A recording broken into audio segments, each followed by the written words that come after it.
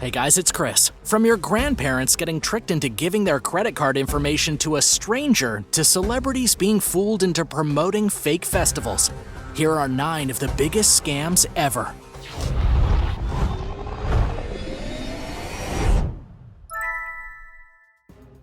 Number 9. The Dale. The 1970s were a strange time, with civil rights rallies, environmental movements, presidential scandals, and fear of nuclear war. Most people were just trying to get through the days, but the average consumer was missing something.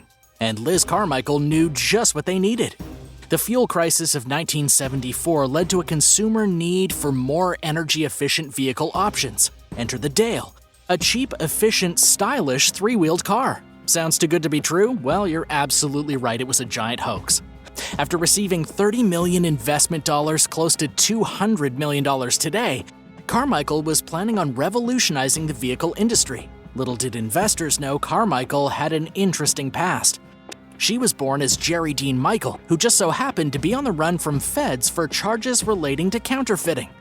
Liz was a tried and true con artist that got national attention for her biggest con yet. She got the 20th Century Motor Car Company involved and quickly began advertising. Some of the taglines called it the most exciting new car of this century, the first space-aged automobile, even describing it as designed and built like it was ready to be driven to the moon. These were some pretty far-out claims for an equally far-out looking vehicle. Liz claimed that they would sell over 200,000 models, but here's the catch you've been waiting for. They only ever made one prototype. The neon yellow car was full of motorcycle parts with no steering wheel mechanism, gas pedals, or suitable motor. The only motor in it came from a lawnmower. The futuristic Dale couldn't even go 30 miles an hour, let alone drive to the moon. It was a car sold on a dream, but once the nightmarish truth got out, millions of investor dollars were lost, and Carmichael was sent to prison. Number 8. Real-life war dogs. Did you know the hit film War Dogs was based on a true story? Ephraim Diavoli was 19 years old while owning the AEY Inc. arms company. At the age of 23, David Mordecai Pacquiao joined the company, and by 2006 they had amassed over 149 contracts. A year later, the pair landed a massive deal with the US government. For $300 million, AYE was to supply the Afghan army with millions of AK-47 rounds along with rockets and other heavy artillery. According to the contract with the US, Pacquiao and Diavoli were supposed to get the weaponry from Albania, but they actually got it from China, which was a direct violation of the original agreement. It was especially bad because the US bans all Chinese ammunition. The man actively covered up the fact that the rounds were created in China by removing the Chinese markings on all of the gun crates. After discovering the scam, the US did not take the axe lightly and charged the two with fraud. Diavoli was sent to prison for 4 years on account of conspiracy to defraud the United States, and Pacquiao was given 7 months of house arrest. Number 7. FYRE Festival. In 2007, the ultimate party for the ultra-rich and celebrity elite was advertised, with tickets costing up to $100,000 a piece and promotions from well-known socialites like Kendall Jenner and Hailey Baldwin. The FYRE Festival was supposed to be the party of the century. Guests were promised luxury accommodations with gourmet meals, celebrity interactions, and a true island getaway. Over 5,000 people bought tickets, racking up over $26 million in sales. Once arriving for the exciting experience in the Bahamas, festival goers were shocked at what awaited them. Cheese sandwiches in to-go boxes, small tents with soaking wet mattresses and outhouses, hardly the luxury experience people were hoping for.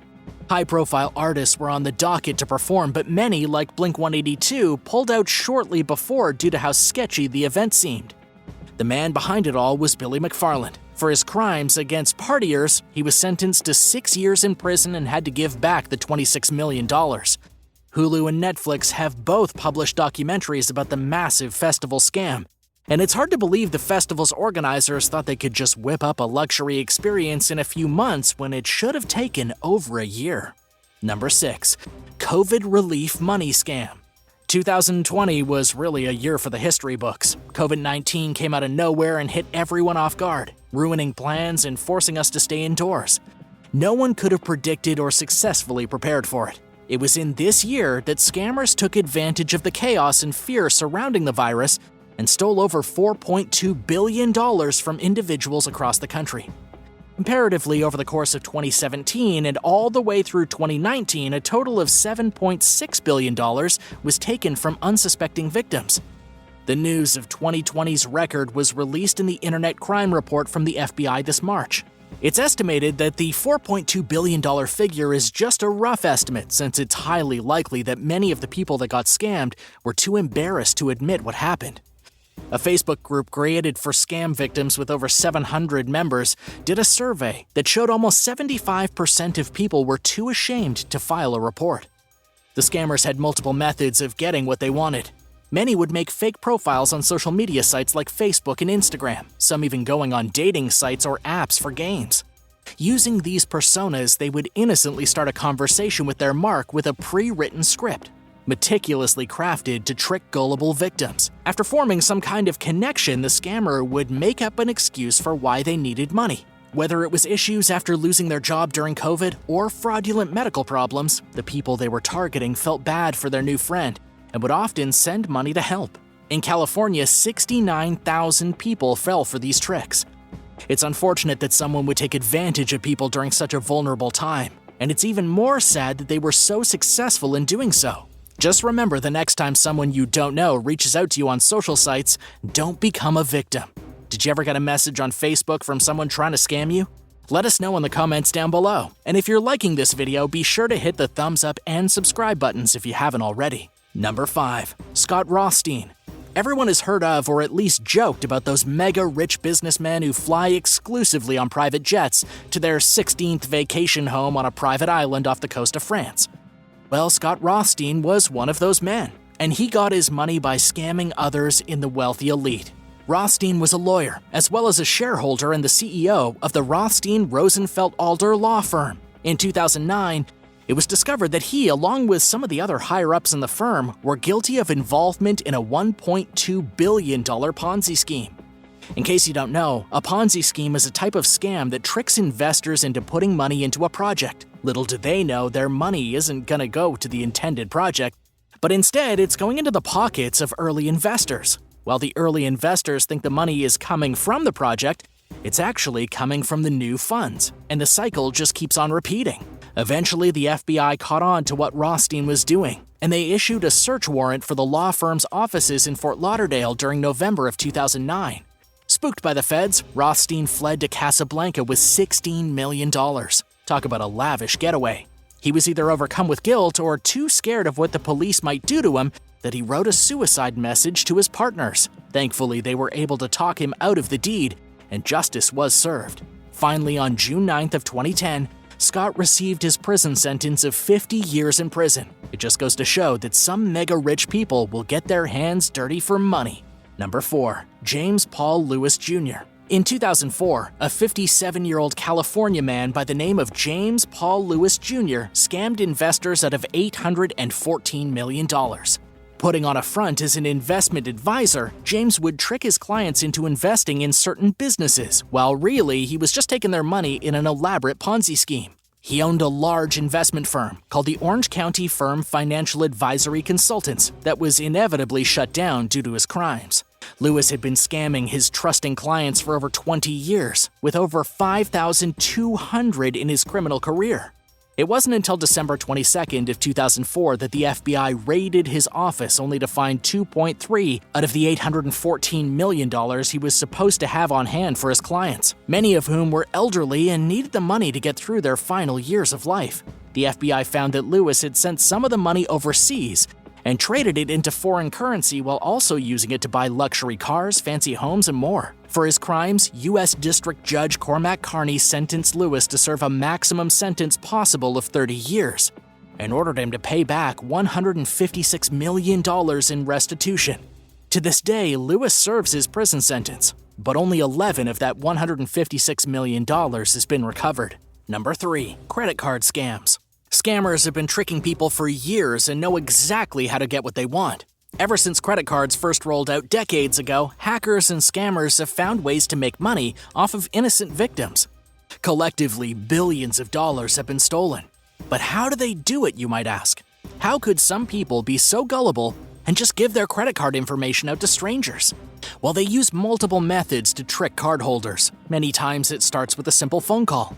You've probably gotten one or maybe 1,000 calls asking about your car's extended warranty, how you owe money to the IRS, and there's a warrant out for your arrest, or maybe there's reduced insurance rates in your area. You probably hang up as soon as you hear that robotic voice, but some people, most often older people, and less technologically savvy adults, well, they keep listening. These types of scams are known as phishing schemes and can lead to money being stolen off of cards or even entirely new credit cards being opened in the target's name. This can often lead down a slippery slope to identity theft. It's easier than you think to become a victim of a credit card scam. Scammers use multiple avenues to try and take your money, whether it be through phone calls, emails, social media, and more. You should always be careful with your credit card information. Number 2. Gift cards. Gift cards are the unspoken favorite Christmas and birthday present that everyone wants because after getting one, you can buy whatever you want with it.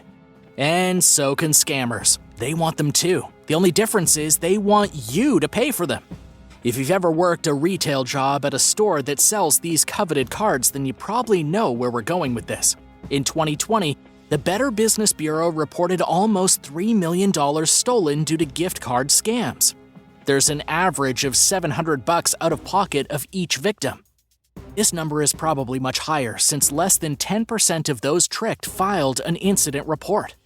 Similar to the credit card schemes, perpetrators often call their victims saying that they're going to be arrested immediately unless a certain amount of money is given on a Visa gift card, or that they've won the lottery but must pay a certain amount before receiving the jackpot.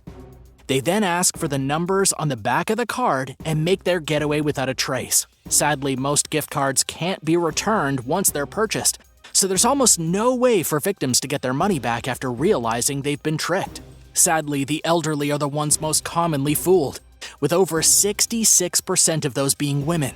It's been found that the most bought gift cards in these scams include ones for Google Play, Target, Amazon, eBay, and iTunes. In Canada, one of the top gift cards used for theft is a Steam card, mainly used for online gaming. The issue has gotten so bad that retail employees are now trained to recognize the signs of a gift card scam, even though it's very difficult to tell someone they've been tricked once they've convinced themselves otherwise. So next time you buy a gift card for someone else, ask yourself if you can really trust that person. Number 1. Read SLATKIN. The early 2000s seemed to be a massively popular time for Ponzi schemes, one of which conducted by a man known as Reed E. SLATKIN, who stole over $500 million from investors. He claimed the only reason he committed the crimes was because he was under threat. SLATKIN was a member of the famed Church of Scientology, who he said were threatening him to trick investors so the church could profit, but the church adamantly denied such claims. It's no secret, though, that the church was a major part of SLATKIN's life. He was converted at an early age during a rocky period in his life right after the death of his father. Practically growing up in the church, it wouldn't be a surprise if his claims of harassment for donations turned out to be true. The church was never seen at fault, though, since there was no evidence of involvement. As part of a sentencing deal, SLATKIN assisted investors in taking down and uncovering the depths of the scheme. But Judge Morrow said his help was somewhat sketchy, since he would often wait until hints of evidence were found before admitting anything, indicating that there could be more he was hiding. Eventually, he was given a 14-year prison sentence. One of his victims, John Poitras, said this sentence was an absolute insult to the victims, since he and many of his friends lost life savings in the scam. Along with the multiple-year sentence, SLATKIN was ordered to pay back $240 million to his victims. Thanks for watching. Which of these scams surprised you the most? Let us know in the comments down below, and don't forget to subscribe. We'll see you next time.